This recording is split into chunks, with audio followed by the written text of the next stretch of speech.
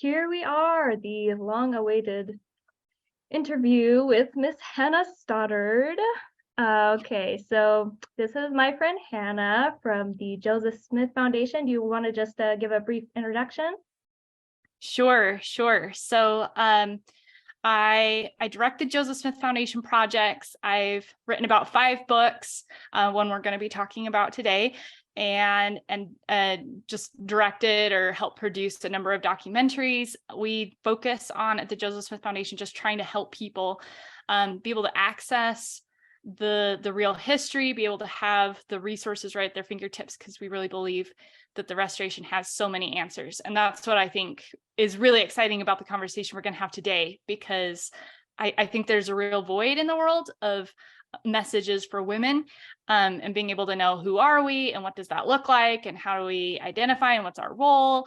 And I think the restoration has a lot of those answers. So that's one area. A lot of other areas, everything from education to the Constitution, liberty, to Joseph Smith's role in prophecy. Just, we have a lot of fun projects. So that's what we do. Oh my gosh, I am such a fan of your work, and just like history of the women, the founding mothers of the restoration in general. I feel like every biography that I've read by progressive scholars, I'm just like, they chose to include that, and I just don't feel like they really do them justice. It's like, oh, Eliza had issues with this person at this time, just the stuff they choose to include. I'm like, this isn't exactly. And then the things they choose to exclude, right? I don't even know what they're excluding, and that's the problem. I was reading this one book about Eliza, and I was like, you know what?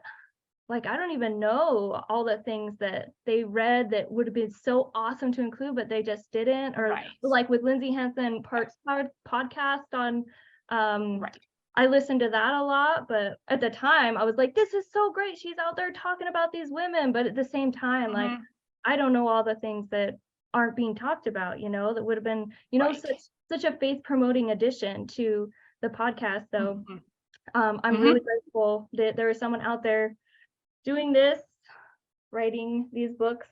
I have my copy right here. There you go. I hope everyone will read it because it's fantastic. And I really love the picture on the front. Is that somebody or just?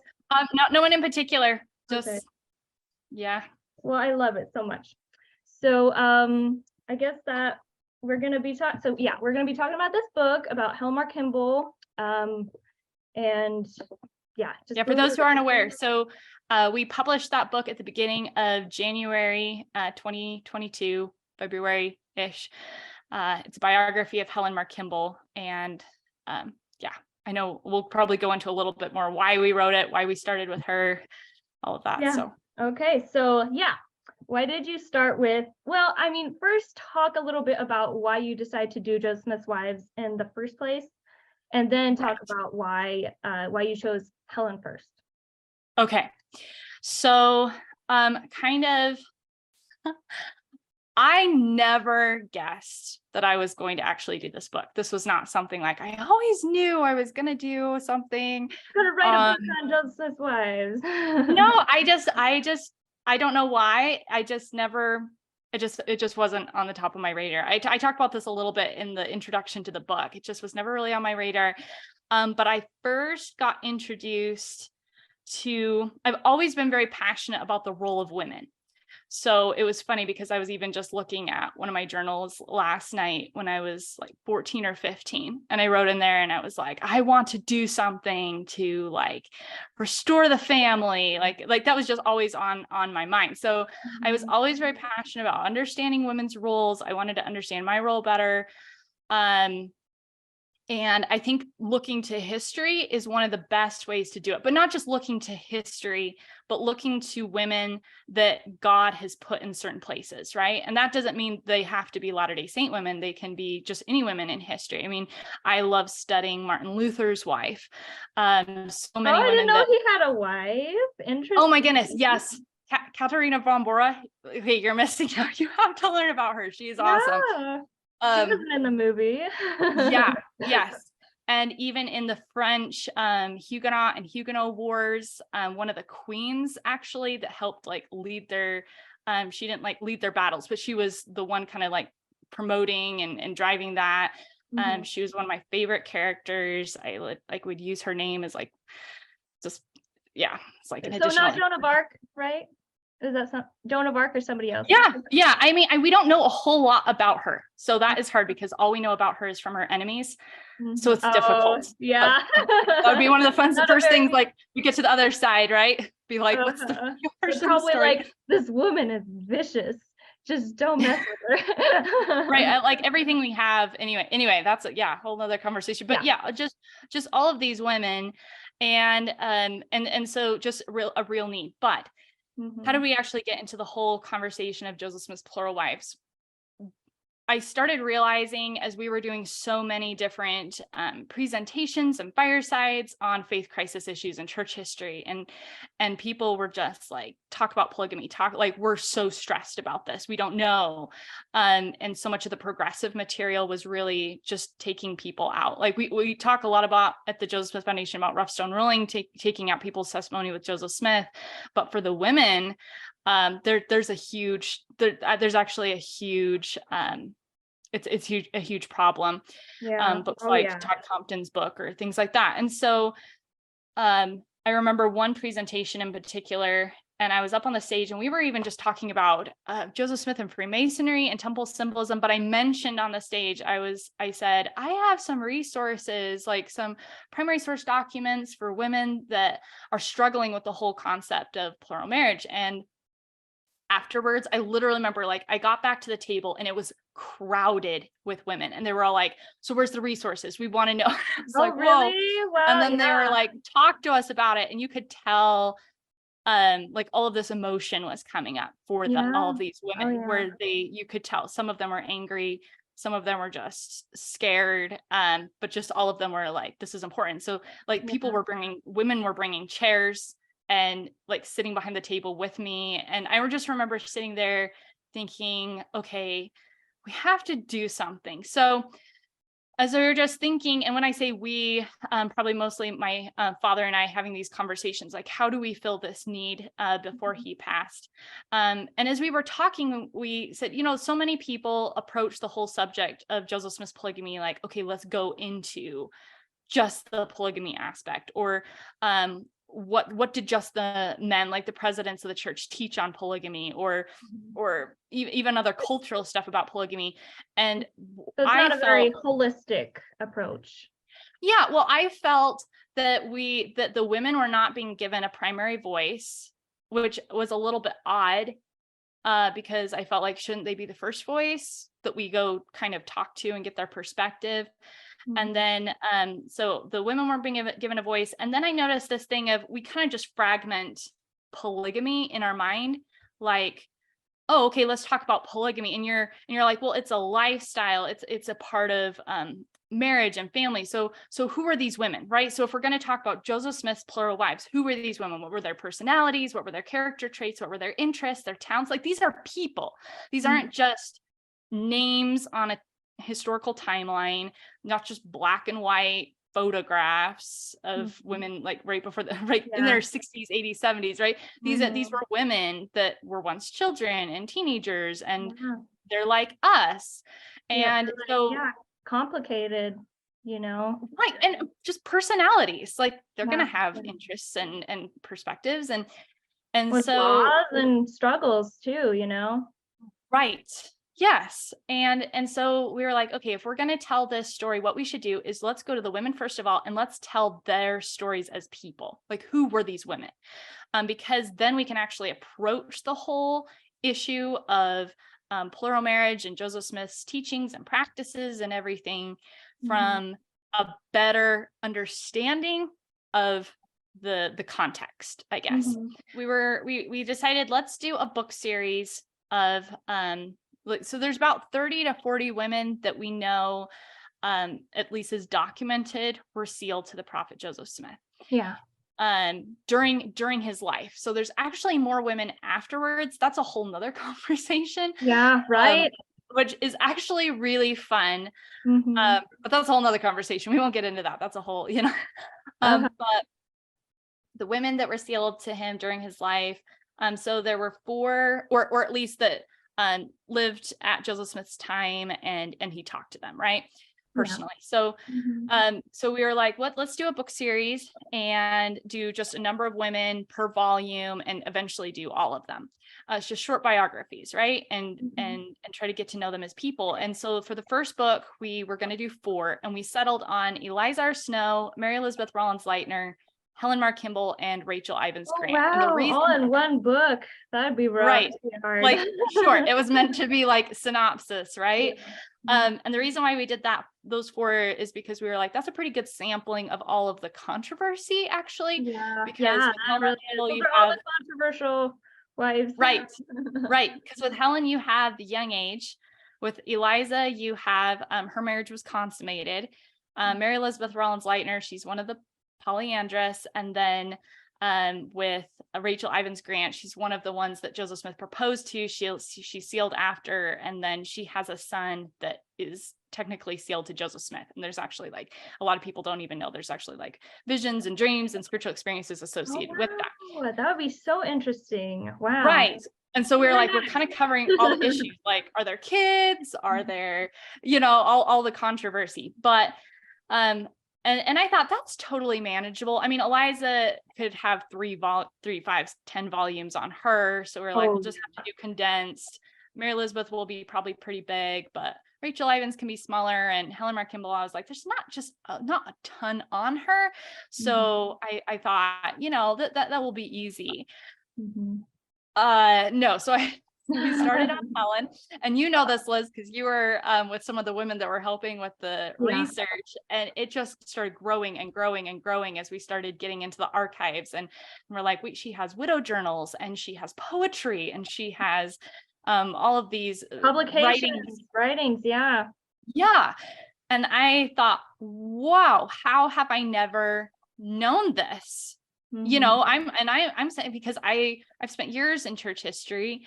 How did I not know her role a little bit more prominently? And Yeah. then it was But interesting she was because, very prominent, like especially like yeah, that period. yes, and All she her spoke. writings.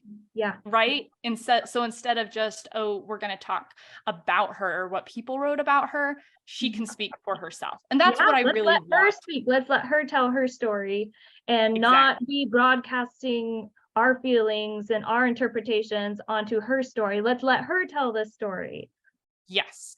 And that was my goal with the book. I hope I'll have to check in with her on the other side after I die. But I really hope Yeah. that was my goal with the book, is I really wanted it to represent her perspective. Yeah. Um, And I think from you and did her such a great job. I think things. I don't know if they read the things we published down here, but if she did read your book, I'm sure she loved it. Good. That's what I'm hoping, because I was thinking, I can have a perspective. Any of us can have a perspective, agree or disagree, but just let her speak for herself. Mhm. And then it was interesting because at about the same time that we were kind of zoning in, like, whoa, this whole book will probably turn out to be on her. Mhm. Then this huge anti-attack just popped out of nowhere on Helen Mar. It was like all over, like all of a sudden my feed was just being filled with, you had all these critics of the church that just all of a sudden started to just be like, bam, focusing on Helen and different like social media campaigns and other like progressive conferences. And I was like, whoa, I was like, okay, Helen's on their mind, Helen's on my mind. Okay. Yeah. Like Mhm. she has something to say. Because, and if the devil recognizes that an adversary is like, take Helen out, then Mhm. she has an important role for us. Yeah. And it's a role I would say I don't even fully grasp. I just know that it's important. Mhm. So that's why we settled on Helen. Okay. So I think you might have already said, but what about her story or her testimony surprised you the most? Was it just like you just didn't know that she was such a prominent woman and that she'd done all these writings, and or what would you say? Yes. Probably what hit me the most on her life. I had no idea how relatable she was, which I guess sounds Yeah. dumb because she was a person. So of Mhm. course she would be. but more on, I don't know, sometimes I think we miss that aspect of history, right? That these are people like us. Now, she's a woman of great character. I'm not as great as she is, so I can't say like, oh, she's just like me, but she is like me in terms of she's not she is like someone like that relatable person, like not that kind of relatable, just like she was human. She did have flaws. She went through so much suffering. So that is what surprised, I guess not surprised me, but that just gave me so much. I just felt the whole time I was writing her story, there were so many things that I felt like I could relate with. So she went through a lot of chronic health challenges, so many different chronic health challenges, and she wrote about it and how hard it was. And she lost her first 3 children. So that was some of the first things that started hitting me. I'm like, wait a minute, she's going through anxiety and really, you could probably say periods of depression, things like that. I'm like, okay, so many women today can relate and can understand where she's coming from, right? She loses her first 3 children. Her first baby's a stillborn, second 2 die shortly after they're born. Okay, so many women are going to be able to relate to her, right? She had 2 other children that died. One just a little older than toddler age, another one in her teens, health problems. Her husband dies, her parent dies. So she's someone, she knew what it was like to walk through this world and have different experiences. She had symptoms that seemed like diabetes and insomnia and just health conditions. She knew what it was like to struggle financially, wonder how she was going to pay the next bill, right? So recognizing another trial. I mean, she had a child that was having a faith crisis of her own, and you know, marrying outside the church, and that was such a trial for her as well. Yeah, she actually even had a son who committed suicide. Right. So there's so many aspects of her story where I thought, wow, okay. So when she speaks, she's bearing a testimony born of authenticity, right? She can speak, and it's not just like, oh, well, that's nice for you. You have a really strong testimony. No, she's walked through all of this. She knows how to get through it. And how to overcome, and she struggles at times and she succeeds. So she's a real, genuine person. And that's, not necessarily surprised because it seems like a death statement, but really getting to see her as a real person. And I didn't even realize that we had that aspect of our history. That was probably she's real life. She's a woman with personality. I mentioned I could relate to her in a lot of ways. And one of those things was, she said when she was little, I'm trying to remember if she was 7 or 8. It's in one of the first few chapters of the book, but I think I know the story. Okay. So she goes, she's like, I was watching my parents, and she's like, they're born to be saints, and I just was not cut out to be a saint. She's like, I just love amusement and fun too much. I don't get why somebody would make these sacrifices. And she's like, I just wish that someone could tell me shortly before I'm going to die, and then I could just kind of like sober up real quick. And, so she's like, she's thinking through this. And I can relate to her. I remember turning 8. I don't know if I'm cut out for this. Yeah. Well, I just remember being 8, like, I can work this system. Like, if I'm not accountable of my sins, I literally can remember like driving in the car and thinking through this, because I was like, wait a minute, I'm not accountable for my sins until I turn 8 and get baptized. So what can I get away with till then? Yeah, that's actually what I was thinking. So I remember thinking like, I could just do whatever I want. And then like the day I turn 8, I better not make a mistake after that. Like after that, it's like serious and it kicks in, right? And of course, that's not really how the gospel works. And Helen actually says that. She says her own thinking. She was like, I was too filled with sectarian notions. I didn't understand how the gospel really works. Yeah, I think if you're old enough to be like plotting out what you're gonna be, all the things bad things you'll be doing until you're 8, I think you're old enough to be accountable, actually. Like if you have that level of intelligence, to be like, how can I take advantage of this? Yes. Yep. 100%, because I was there. Anyway, and I read that from her. I was like, oh my goodness. Okay, this girl gets me. Like we understand why anyway, just little fun things like that. There's some other fun things in her diaries and journals where she's trying to sleep at I night. thought you were going to tell the story of when she like broke her mom's like like special chinaware or something, and then she says this prayer that because her mom had told her that if she broke the chinaware, that when she got back from wherever she was going, you know, that she'd get a spanking. And so she prayed about it and said, Lord, please, I don't want to be spanked, please. Yes. Yes. The mother comes back and she like, you know, she's just like, oh well, it's all good, we'll just move on. And yeah, which was unusual. She said that almost never had happened. Yeah. That was I love that story. Her dad told that story to Joseph Smith during the School of the Prophets, and they say Joseph Smith just started crying because he was like, that's just the simple faith of a child. Like God's gonna help me out, you know. He's got my back. Right. Yes. Yeah. So and you know, at the same time, so she's like trying to think what she can get away with, right? But then at the same time, she's literally baptized during the winter. Her father has to go ahead to chop the ice out of the water, but she says she was so excited. She just got into that icy stream. She was thrilled. So you can see she's someone that she's got this spirit from a young age, that she's really born for greatness. But that doesn't mean life is easy. Great people, it doesn't mean, oh, they just walked into it. It means you go through hell, but you make good decisions, you know, and you learn to overcome. Yeah, so it's obvious, you know, from Helen's, like everything that she wrote, I feel like it's very obvious to me reading that it wasn't something like coercion or like that was fear-based of just like, I have to do this, there's no other choice for me. Like it wasn't that at all.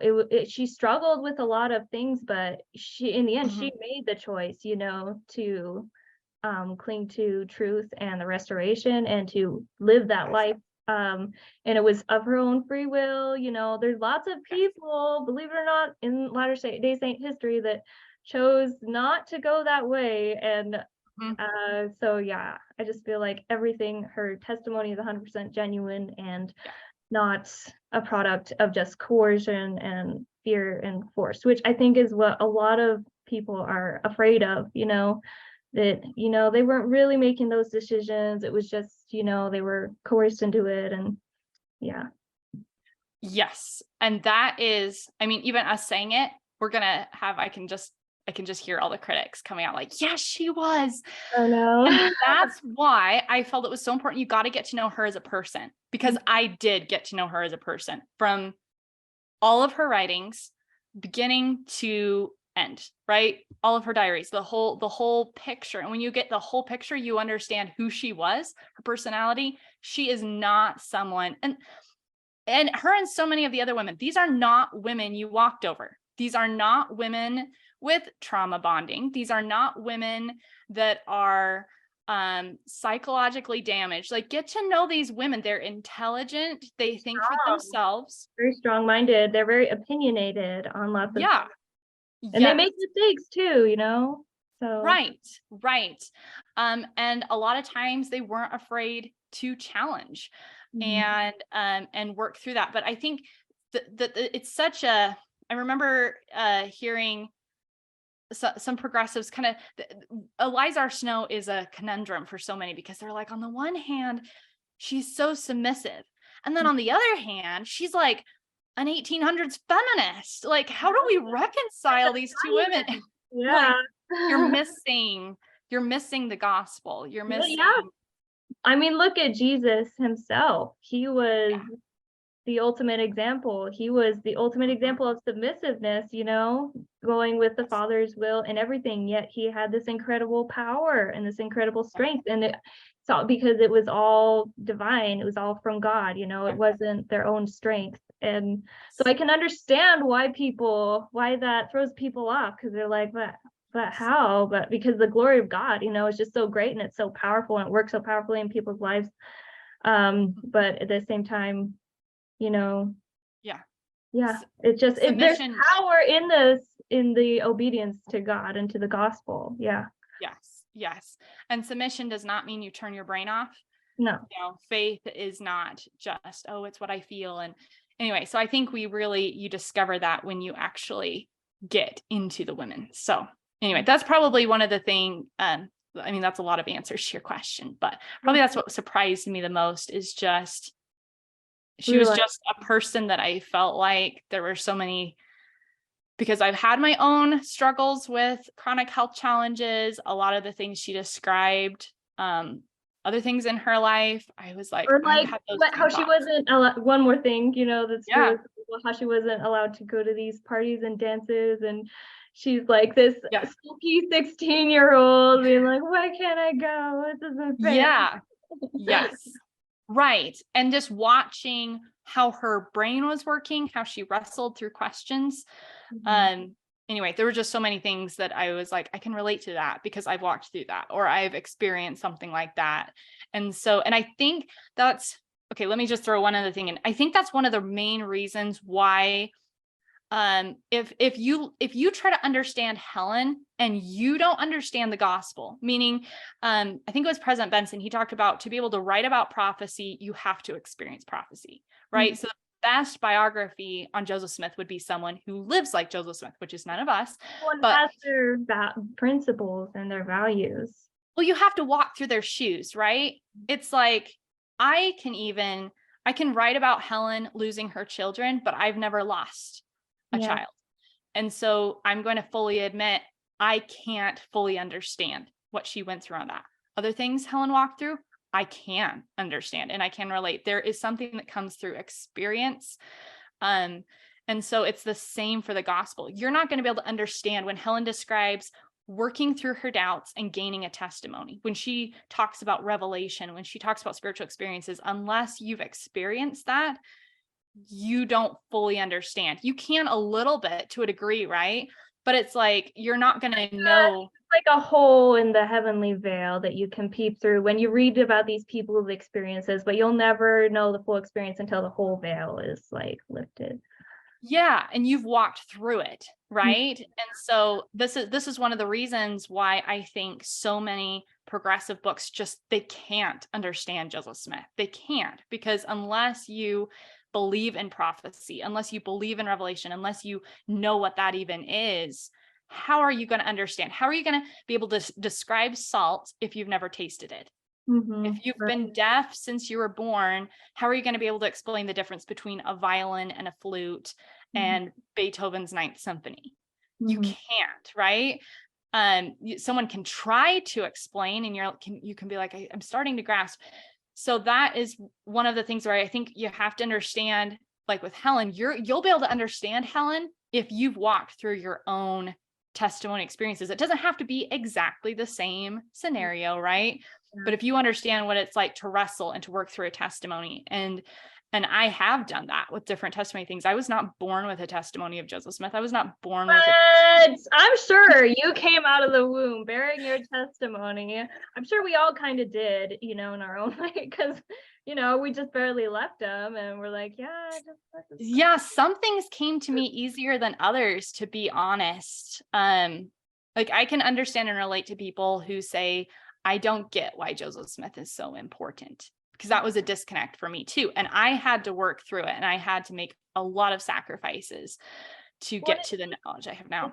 Revelation as well. Like I can read books I can even read progressive books and feel like I'm gaining a sense of who this person is just by every now and then it's weird, but I would put the book on my face and I'd close my eyes and I would just pray, that God would help me to understand this person and see who they really were and what role they played in, the gospel and everything. And if I had like specific questions about them, I would just keep looking for answers and I would find them. And it's understanding them is also a process of prayer and revelation. So and nobody, I think what you're getting at is nobody's going to understand these people without that, without that connection.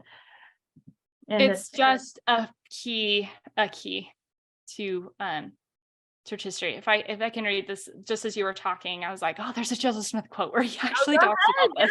Yeah. We like Joseph Smith. So Joseph Smith said, reading the experience of others or the revelation given to them can never give us a comprehensive view of our condition and true relation to God. So even if we apply this to Helen, so we walk through, just for those that don't know, Helen was not just like, oh, I was taught about plural marriage and I was taught about the gospel. Like she struggled with understanding why we sacrifice. Why would you even live the commandments? They seem so restricting. These basic things that a lot of our youth struggle with, or we hear in our culture today, Helen understood. Helen could relate, and she had worked through that. And then, of course, plural marriage too. She struggled with it, and she had to work through this. But just reading her experience is not going to give us a comprehensive view. So Joseph Smith says, knowledge of these things can only be obtained by experience through the ordinances of God set forth for that purpose. Could you gaze into heaven 5 minutes, you would know more than you would by reading all that ever was written on the subject, right? Yeah. So, and I think you can see that. And we go into, in the book, we have whole chapters on Helen had the gifts of the Spirit. She experienced the gift of dreams. She understood how to gain a testimony. But I think reading Helen's experience, it's not enough for us to gain our own, but reading her experience helps us see the path and understand that we're not alone. We're not the only ones who have wrestled with questions or doubts or struggles. And you can see the example of someone who worked through it so that we can work through it and overcome ourselves. Yeah, just like, it is possible to get to that level. Okay, so if we're done there, do you want to move on to the next question? I mean, sorry, that was a long answer to your question. It's all good. It all ties into our next question anyways, which is, what about her story or testimony, or no, not that one.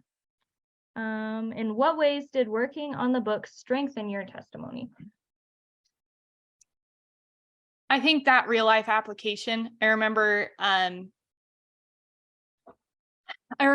so I've studied how to, I originally wanted to write novels when I was younger. So I've studied kind of the story structure of how you write stories, and there's different themes and patterns where you have a hero or a heroine and they meet a difficulty and they have to overcome it. And there's just different ways of writing stories. And I could see that in Helen's life, like it just naturally happened, different climaxes and moments of decision and moments of despair.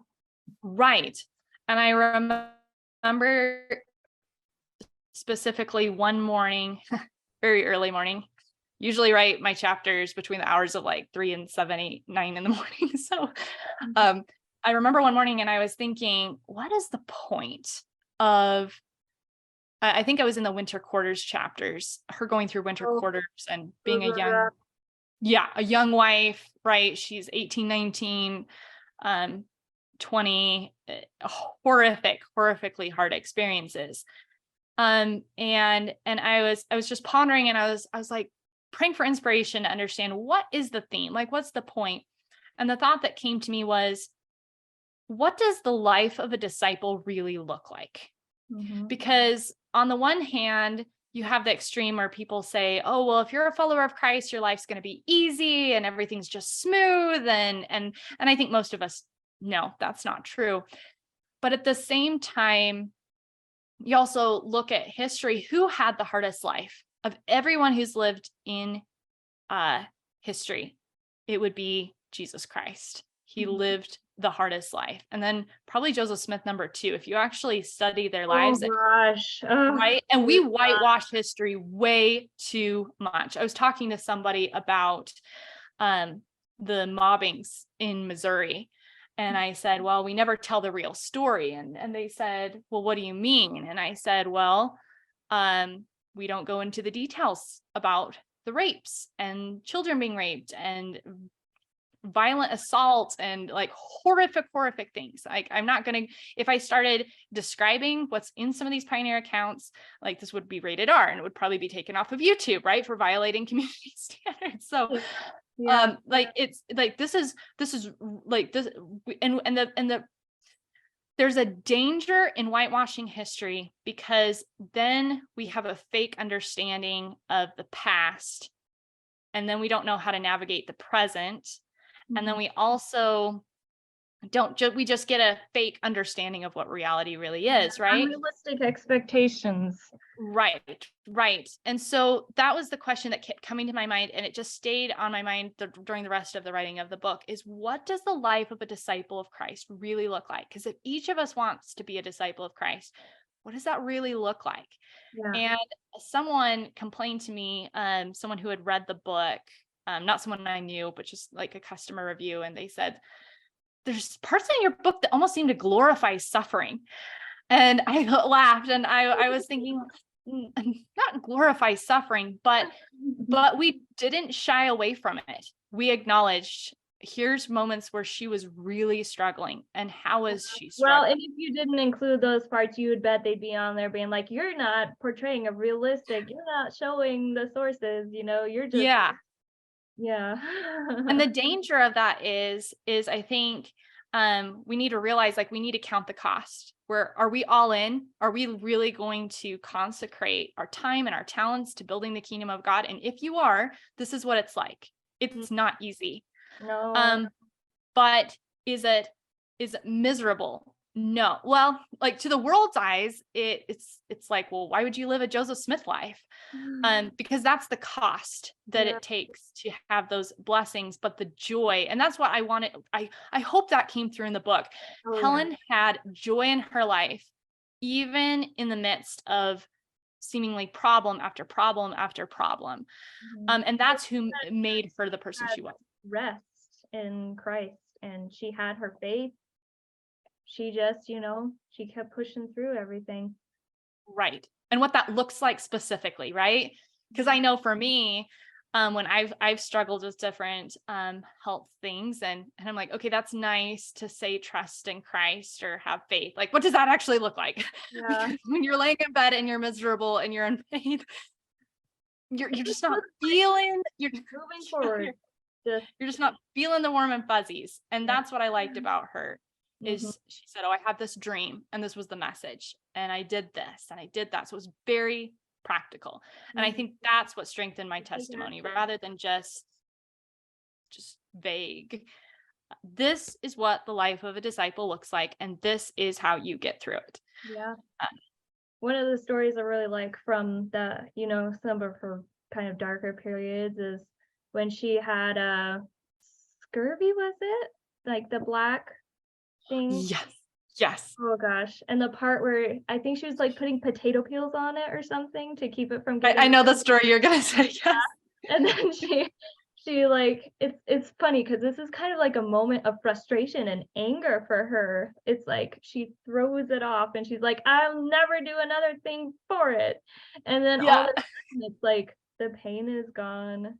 It heals like instantly, like, and she doesn't have to ever do another thing for it. So it's kind of, I could relate to her on that. I was like, oh my goodness, I've been there. Yeah, I just like those moments of like grace in life. Like I could give an example of my personal life when my children are screaming and I just feel so tired. I'm like, I want to go to sleep. I just like so frustrated and then it's like they finally fall asleep and I'm just like, I didn't deserve that. I was frustrated, I was angry, but God took my burden anyways, and now I'm just gonna try to be thankful and stop.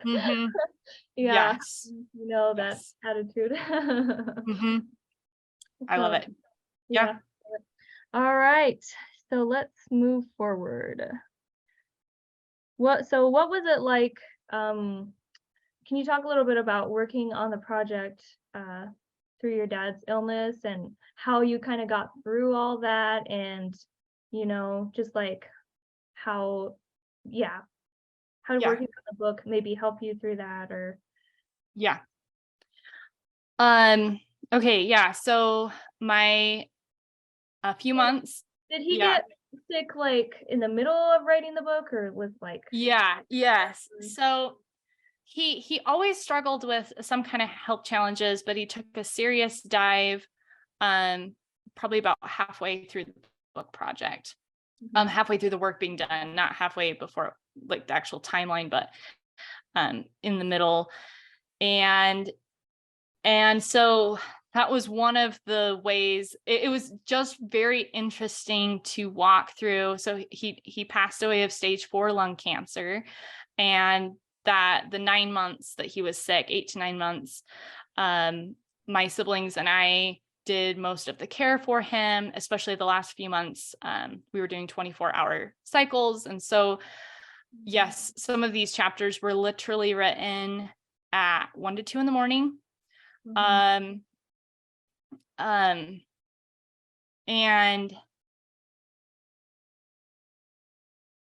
we talk about Helen could only bear testimony of the gospel because she had experience, so she could bear that testimony with authenticity. And I think it's the same for every one of us. Yeah. Like, if we want to bear testimony of the gospel, and if we want to bear testimony of Joseph Smith and these women, we're going to have to go through experiences too, so that we can understand them and we can bear testimony, not just like, oh, I can't relate to them, but they're good examples, to be able to say they were right. Like, they look at their character. And I know from personal experience, you can, I can vouch for this, and I've walked through this. It's just different. And so there were, different experiences than Helen, but I understood. Helen talked about writing a lot of her manuscripts in pain and through tears, her publications and things. And a lot of these chapters were written with tears, like not just while he was sick, but after he passed. And then a few months after he passed, some things happened with my siblings, and I didn't want to actually go back to work on this project. I just wanted to throw it. I just wasn't feeling up to it. And I was like, I have to. And so it was hard, but I think that gave me an ability to connect with Helen on a level that I wouldn't be able to if I had just been doing it through ease. And there was a particular section. Just phoned it, and just been like, what, I'm not up to this right now. I'll just figure this out when I'm, in a space. Yeah. I've said it before, and it's the truth. What keeps me going on the JSF every day is I know it will, and it helps people, and so that's what kept me going through this project too. But there was one particular section when her daughter Valette dies. I think she was 15 or 16, and Helen describes, we know how she died, and a lot of her symptoms were very similar to the symptoms that I watched my dad pass away from in the last month. And so, and Helen talked about just like holding her daughter and trying to help her through the pain and struggling to breathe, and she had just fluid building up and things like that. And I remember I just bawled writing that chapter because I knew exactly what she was talking about, because I had literally seen the same thing, and I had literally sat there in those moments right before a person dies, and so I knew what it was like. Exactly what yeah. And Helen has a dream after her daughter dies that gives her peace and things like that. And so I don't think it was an accident. I was supposed to have the manuscript finished before the time period when my dad got sick. Like, it was supposed to be finished in 2020, and it would have been, and then some things came up, but I now see it was God's hand. I couldn't have written her story unless I had been walking through some of the same things. And so, yeah, it completely changed the book. It would have been a different book if the circumstances behind it had been different.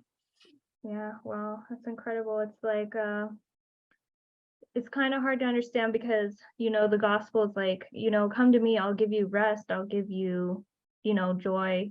But at the same time, it's like, you'll have tribulation. You will, if you love me, then you will have to pick up your cross and follow me. And so yeah, it can be can be hard because like I'm supposed to be just happy and life's supposed to be easy. What's what's with all these sufferings? But it's such a huge, Yeah. huge part of living the gospel. Everybody, every single person like in the scriptures had so many trials, and that's like, we're not here to just be happy all the time and not have any problems. That will come later, hopefully, but for now, like this is what life's all about, going through those hard experiences and getting closer to God through them, and growing your testimony and being able to testify more powerfully to other people. Mm-hmm. So and I can bear testimony that when you keep pressing forward, even doing those hard things, that is actually what brings you healing. Doesn't make sense, but seems backwards. And that's this book helped me in so many ways, more ways than I can count. But along the lines of what you were saying, I went through some periods, like just through the whole grieving process, right? And I remember I kept having the thought come to my mind that I don't think was from the right source, but it was because it was half of the scripture that says, in this world, your joy is not full, what Jesus says. And that's just what I kept hearing all over and over. And I was like, that's right. Yeah, you tell me about it. Yeah, your joy is not full, And then one time I remember I was, so that went for a few weeks, and I just was not feeling joy. And then I just had this impression, like, go look up the original scripture. So I did. The original scripture says, in this world, your joy is not full, but in me, your joy is full. Meaning, yes, we are supposed to find joy, and you can find joy. And joy is not pleasure, but you can have joy. Yeah. It's something much deeper and more abiding than like excitement or just, happiness and carefreeness. Well, I love that. Thank you so much for sharing. I know it's got to be hard. The wounds, I'm sure, are still pretty fresh. And, I have a lot of admiration for your dad and his work. And just so grateful to you guys for writing this book. And, you inspire me all the time. Just so you know, every time I'm like debating on eating something unhealthy or listening to music, I'm like, what did the Joseph Smith Foundation say about this? That's very, very inspiring. Like it just inspires me to, stay on the right track and to stay faithful. So thanks, appreciate it. Next question.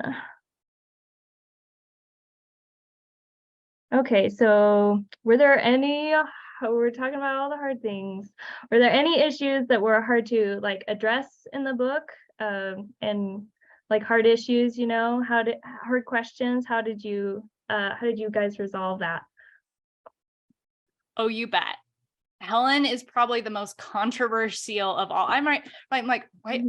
People say, why did you start with her? Like, I'm like, well, you go big or go home, right? Yeah, so, right. So there's a lot of controversy surrounding Helen. And so I mentioned before, I wanted my number one desire was like, I was like, when I get to the other side and I see her face to face, I want her to feel like I represented her accurately for how she really felt. And so there were several things. So for example, her struggle after she sealed to Joseph Smith, and you mentioned this, where because she was in a situation where it's too dangerous to openly acknowledge polygamy, or a plural marriage, right? The sealings, because it was illegal in the state of Illinois. It would have just brought all this persecution on the church. And so it was secret. It was secret in Nauvoo. But here's Helen. She's sealed to Joseph Smith. The marriage is not consummated. As far as the evidence is there just doesn't seem to be any evidence that it was consummated. So it was just kind of a sealing, and then in the future,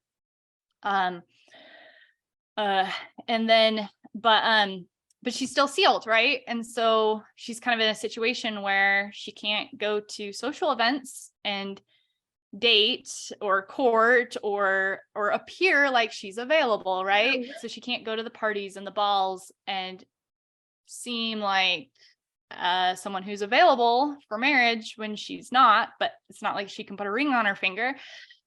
So she's caught in that situation and she's wrestling through it, and she writes poems later, just how hard that was and the struggle. And so there's been so many different interpretations where you have so many different progressive people. Oh, this is Joseph Smith, like there's religious abuse going on. And then other people are like, see, this is just what happens when she hated it, but she was basically forced into this. So like there's all these different interpretations based on her own words. And so I remember I'd read what she wrote, everything, and then I'd pray.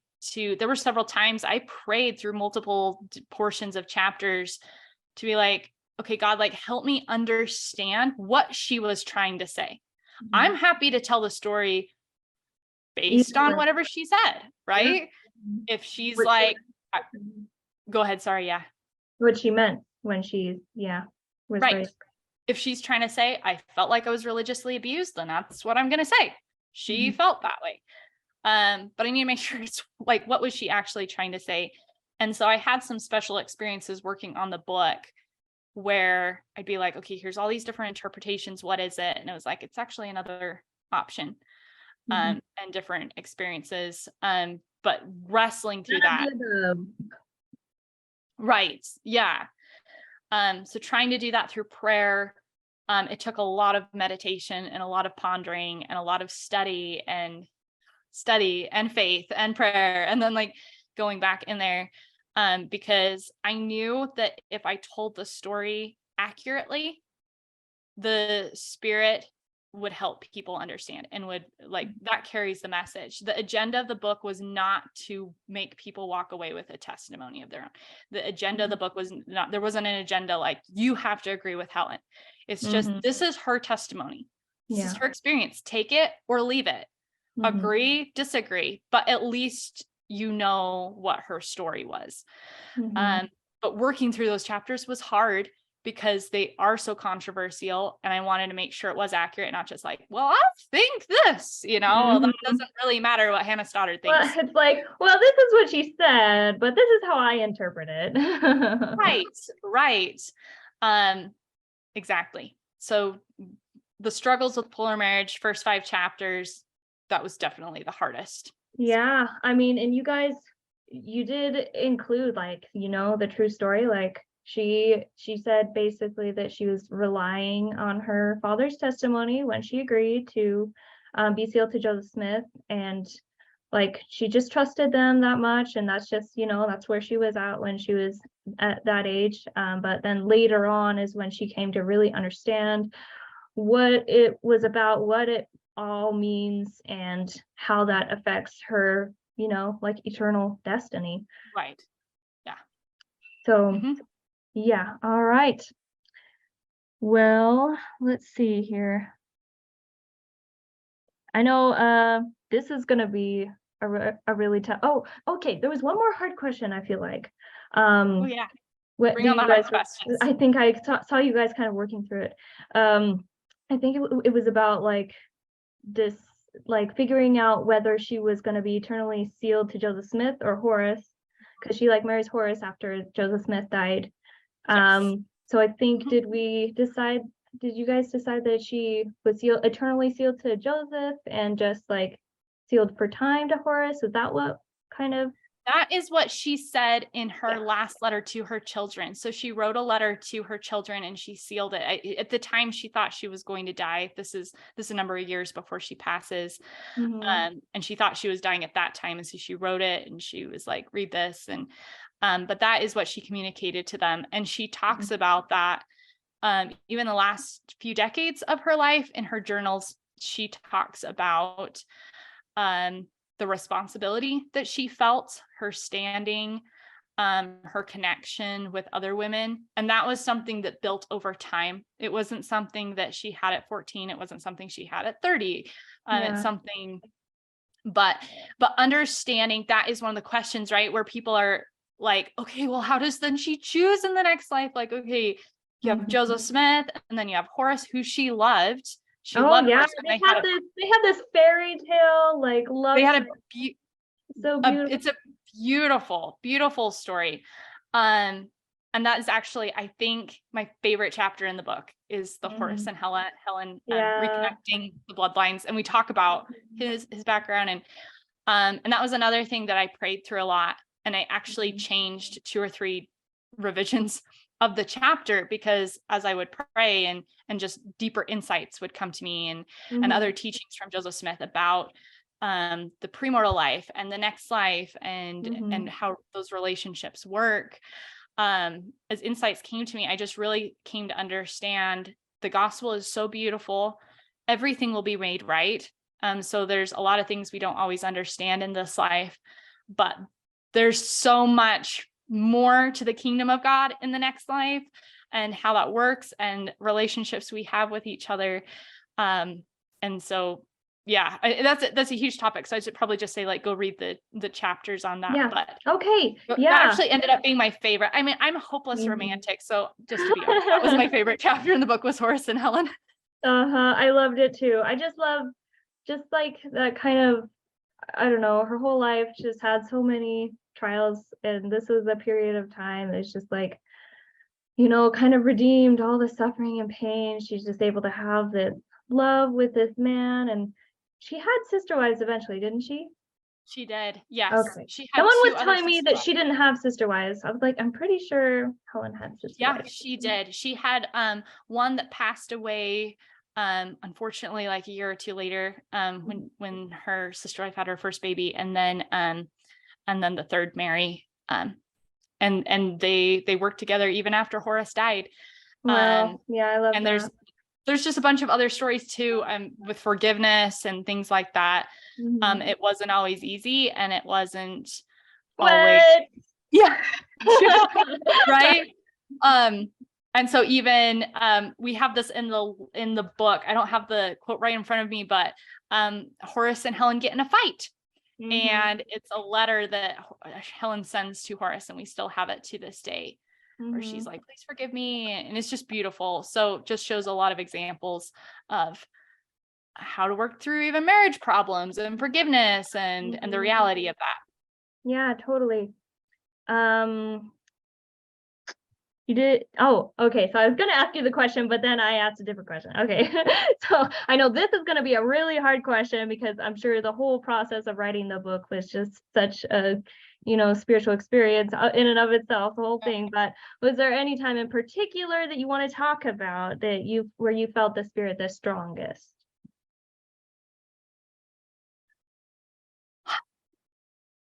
That is hard. The last chapter, that was a special one to work on.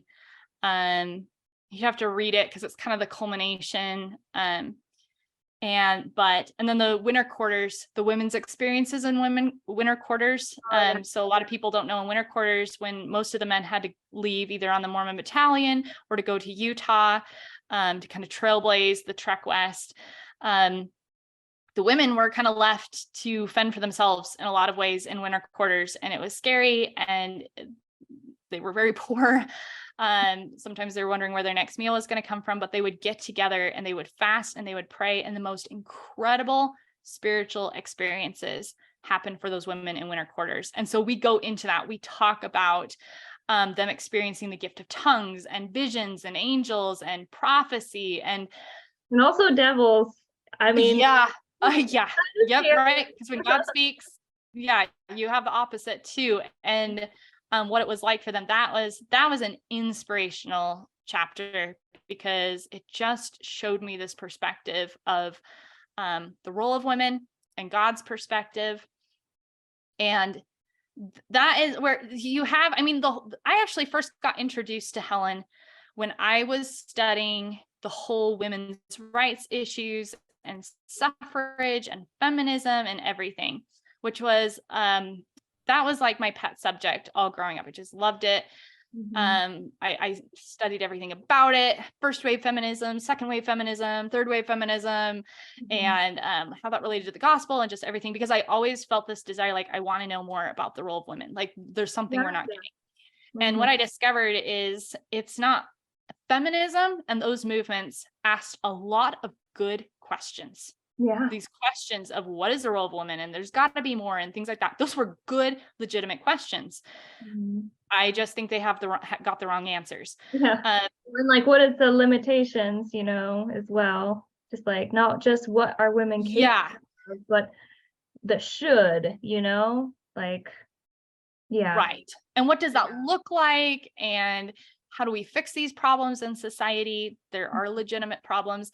And so what happened even in the 1900s and the 60s and the 70s is there were a lot of well-meaning conservatives that came up with solutions, but they were kind of knee-jerk reactions to feminism, right? So even down to like clothing styles, it's like, well, feminists dress like this, so conservative women are going to do like sewing and crafts and wear pink aprons, and like, so we like fell into these stereotypes, and they were well-meaning because people were like, we don't want the family to be destroyed, but instead of going back to like God's revelation and really getting a firm foundation on God's perspective, just having a knee-jerk reaction, and well, whatever they do, we want to do the opposite. Doesn't kind of like where right and left politics are today. Right. It's like, right.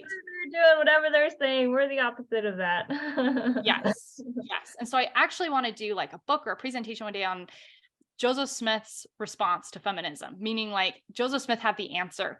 Joseph Smith had the solution, and just a lot of us don't even know it today. But that's one of the reasons why I think it's so important to study the plural wives of Joseph Smith, is not so much about the polygamy, but these are women that I feel God handpicked.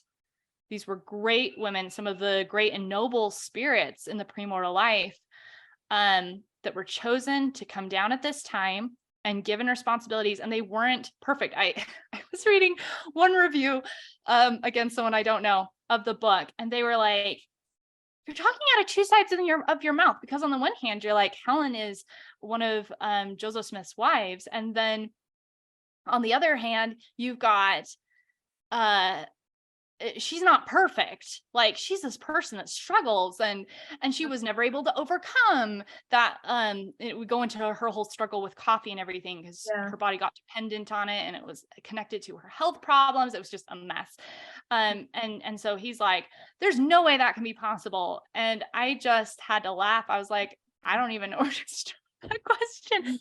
I was like, no, of course, that's who these people were. And Helen was not perfect, but she worked through things, and that's what a great woman does. And she had the tools, and she used the tools to overcome. Anyway, that's why you have to read the book, because we go into so many of these questions, and we go into the whole question of like women in the priesthood and all of these things.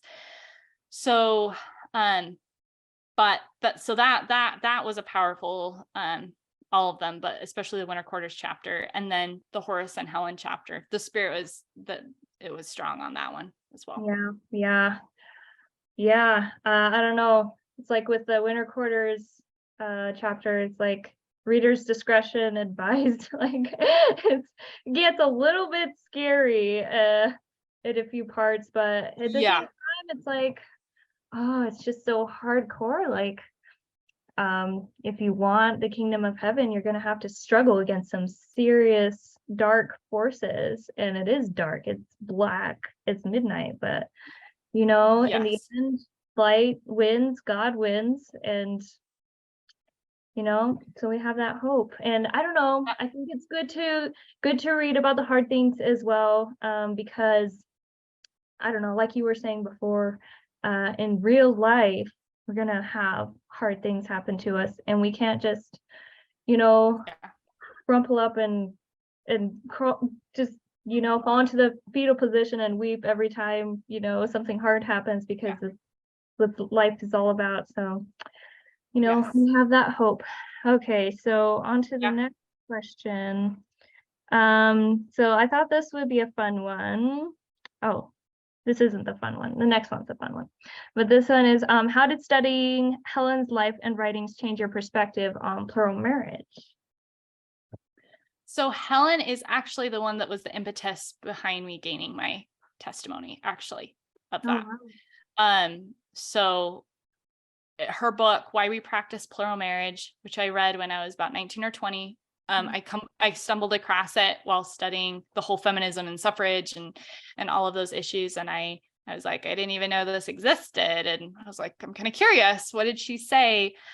And so I've read it several times, but reading that at that age just really led me on that journey that actually led to my testimony. So it was fun to actually write her biography and go into her story, because she had gone through this struggle.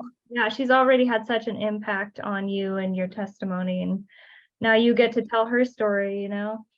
Yeah, like how did she get there? Yeah.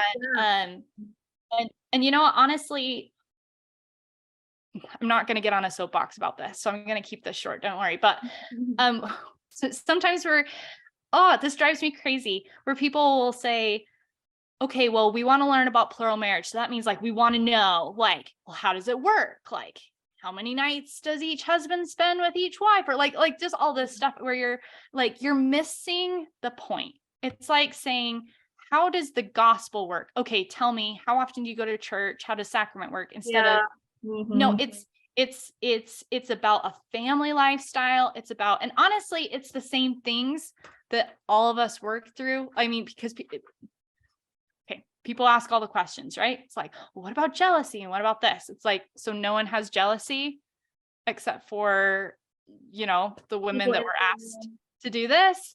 Have you never seen a family? Have you never seen siblings? Have you never seen, it's just all the same issues, just on a larger scale. Yeah. I mean, it's more complicated because there's more people involved, but it's honestly just the same everyday things that you would deal with in a regular marriage, or just with people in general, Yeah. And the hard thing is approaching it like it's a program doesn't work. It's not a program. It is, like, according to Doctrine and Covenants, section 132, it is God's lifestyle. So there's a lot more involved. We're talking about, how does God's family work? How does his family work? How is he a parent? How is he a father? How do in-laws work? How does extended family work? What does this look like in the celestial kingdom? And these are questions that we're not really asking enough in our day and age, and we're not really studying out. And that's why I think our families are falling apart, because we don't know God's principles. And so I've gotten kickback and I've gotten criticism on doing Helen's book, and they're like, why isn't there more on polygamy? Like, why are we talking so much about her lifestyle and testimony and her understanding the gospel and family order and things? And I'm like, you're missing the point. That is God's lifestyle. I don't know if that's making sense, but yeah, totally. It's all a part. Well, and it's all part of Helen's life. This book is about Helen Mar Kimball. It's not just about polygamy. And that is plural marriage. It's people's lives who are trying to become like God. So you can't understand plural marriage if you don't understand the word of wisdom, if you don't understand the law of consecration, if you don't understand how to be a good mother, if you don't understand, and you're like, well, what does the word of wisdom have to do with that? It does. All the principles are so interconnected. Eternal family and keeping your covenants and all that is just so, you can't isolate real love versus lust, building a Zion culture. Like, there's so much involved, even what real men are and everything. So gender roles and stuff. Sorry, I don't remember how I went on that tangent, but I don't know how we got here either, but it's good stuff. Okay, let's see here. Sorry, I keep losing the questions. Okay, so was there anything about Helen's life that inspired you to make changes, like in your own personal life? Yeah. We just start with the basics. Charity. Yeah. that was one of Helen's strengths.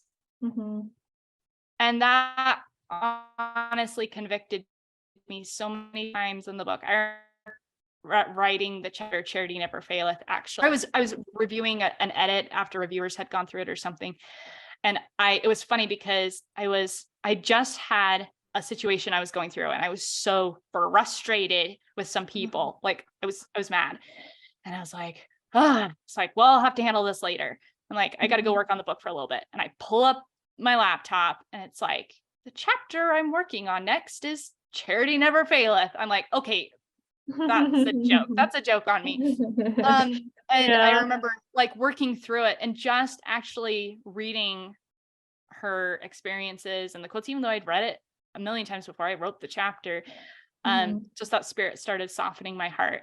And like, you got to forgive, you got to have charity. And Helen had such a high standard for herself. She said that she would never take the sacrament ever unless she had zero animosity in her heart. So that's animosity for anyone.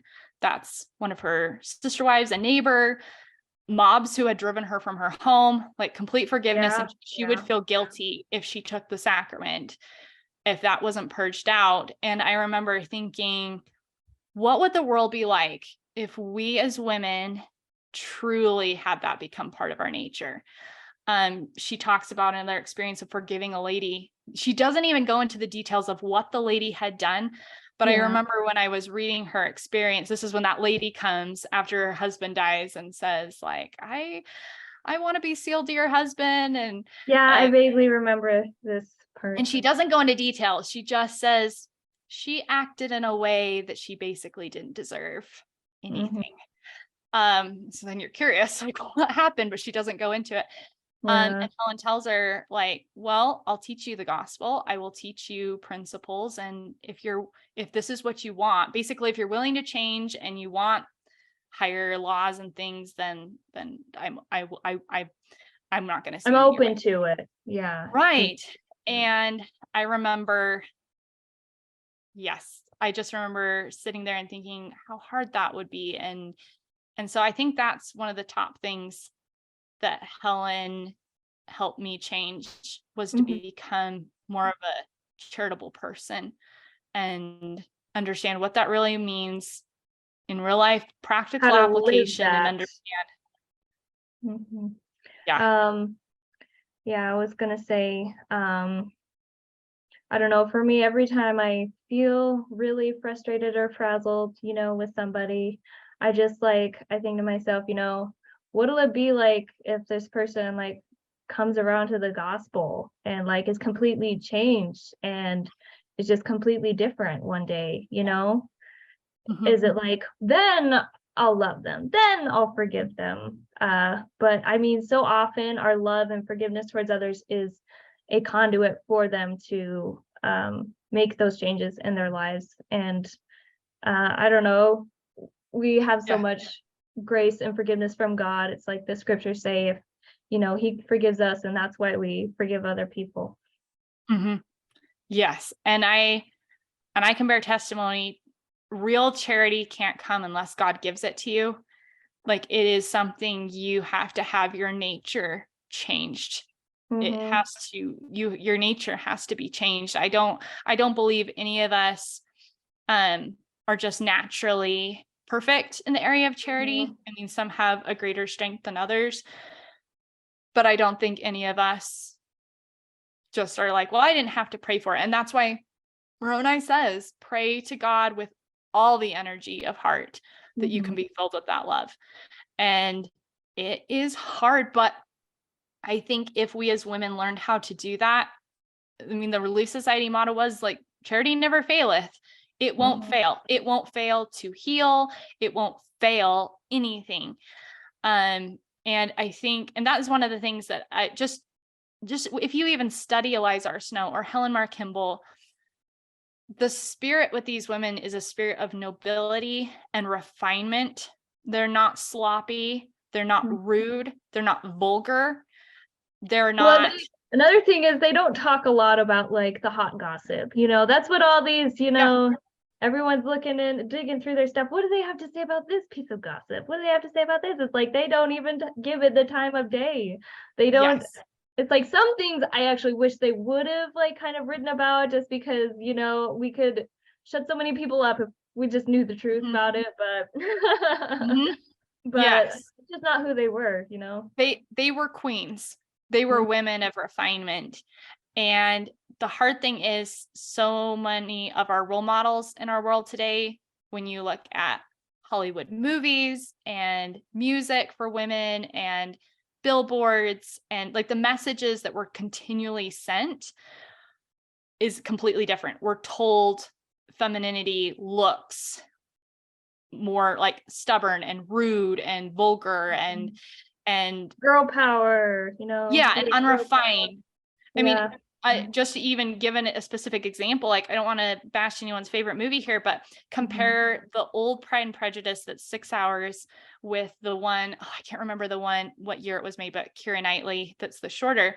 Watch the modern one, the newer one is sloppy compared to the older one is more refined. You analyze some of the scenes, how the women sit, how they how they move, and there's just it's a world of difference in terms of decorum and refinement, and that was one of the visions. I gotta get back to that, but it is so hard, I'm not gonna lie.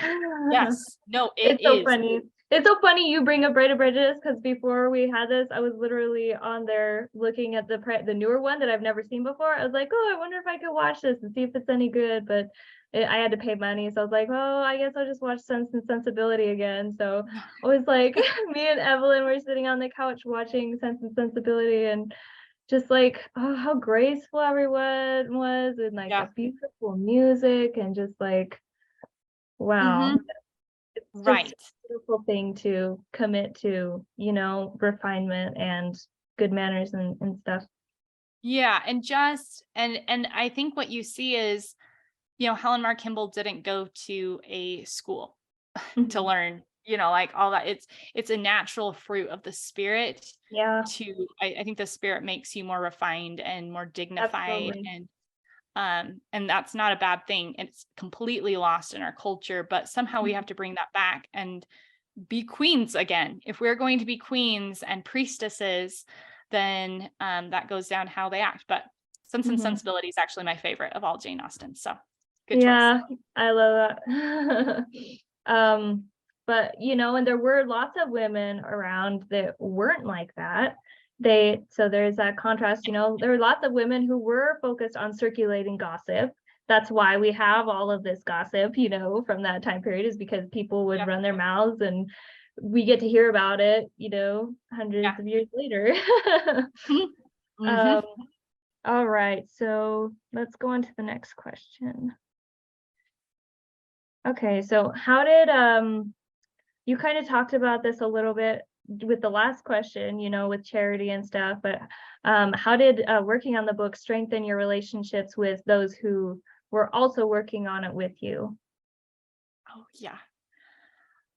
This was one of the funnest projects to do. I'm just going to be honest, because there were so many good women that it was so fun to work with, you being one of them. So we had over 50 people working on this project, and it was so fun to see women come alive in their own personal lives. I think that was the biggest thing, just personal experiences, conversations with people, because a lot of women were reading this and they were thinking, we had women going through Helen's diaries and journals, and they're like, oh my goodness, I've struggled with this too. Or I remember one person calling me and she's like, what am I, like, Helen's documenting her nightmares as well as her good dreams. Like, how do I deal with this?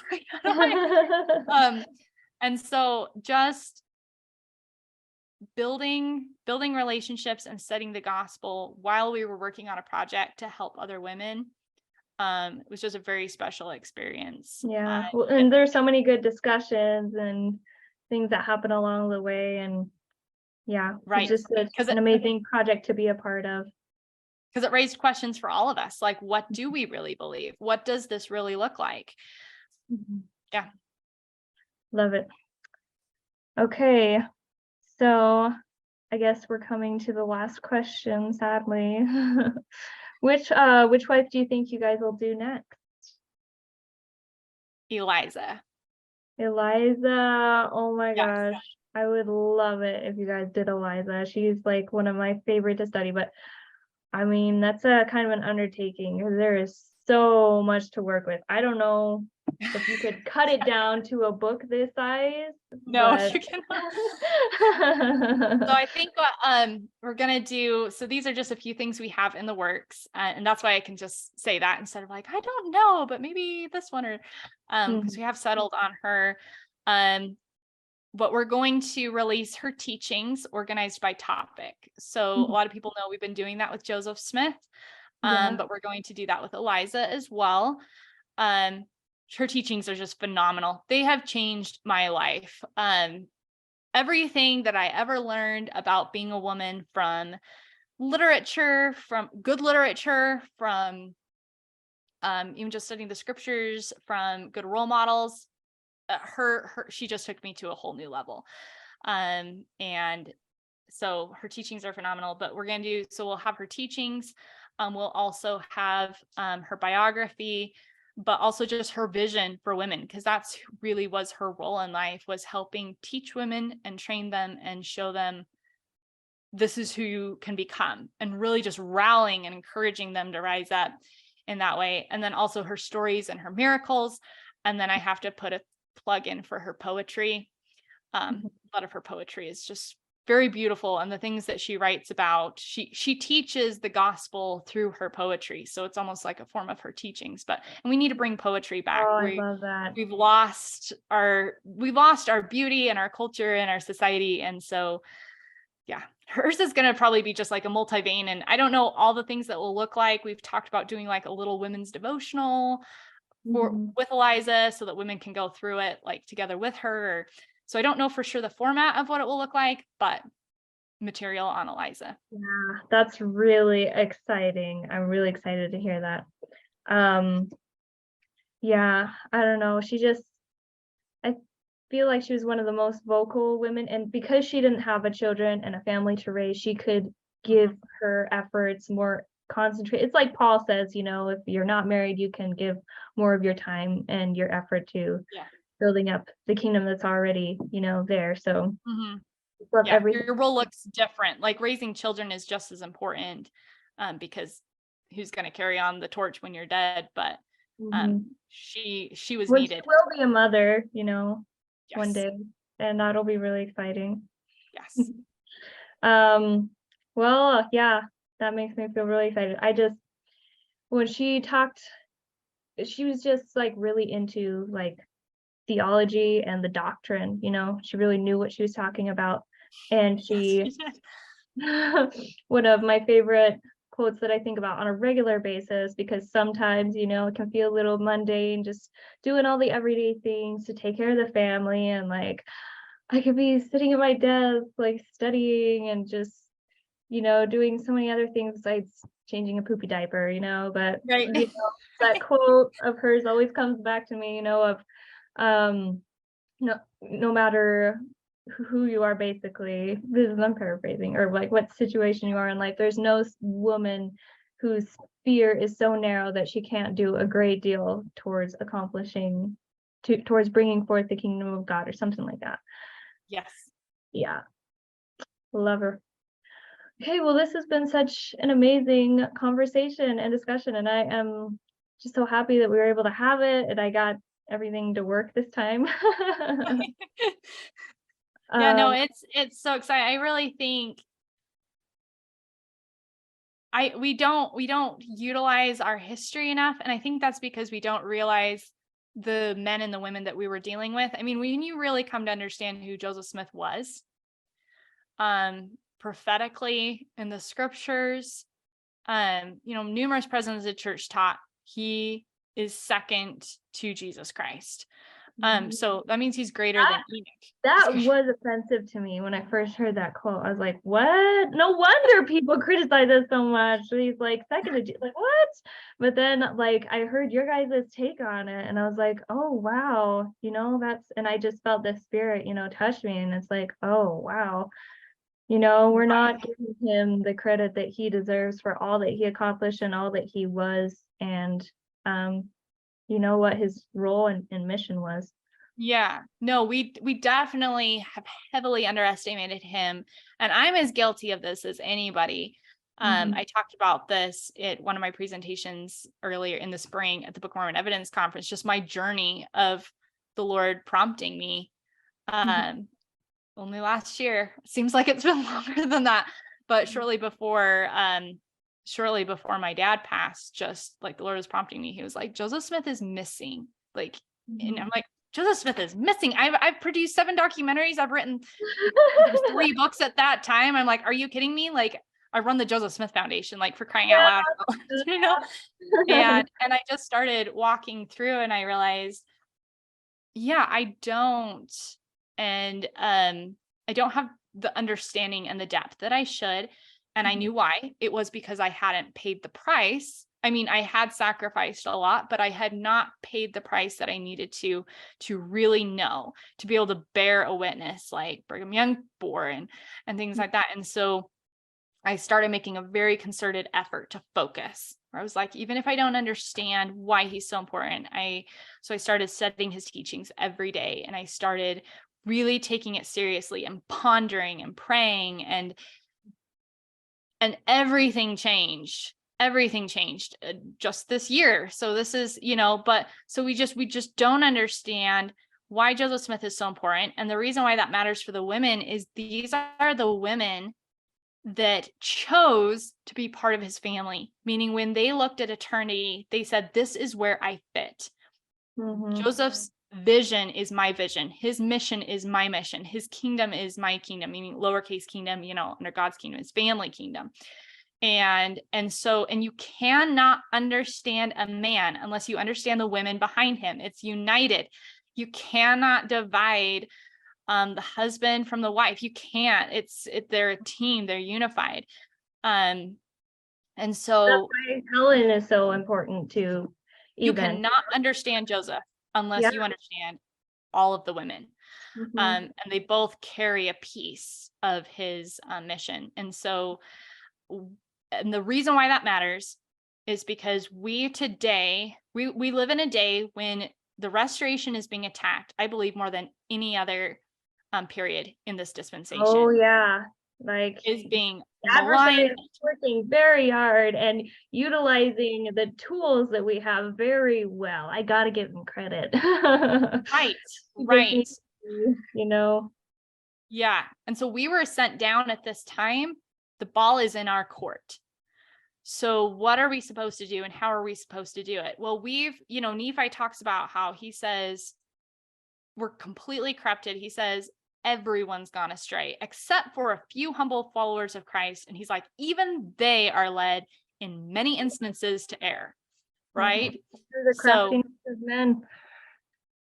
I was just going to close with that testimony, just saying, if we want to know what we're supposed to do, there's so many distracting voices. We got to go back to our roots. We got to go back to our foundation to know who we are and what we're supposed to do. It makes a big difference.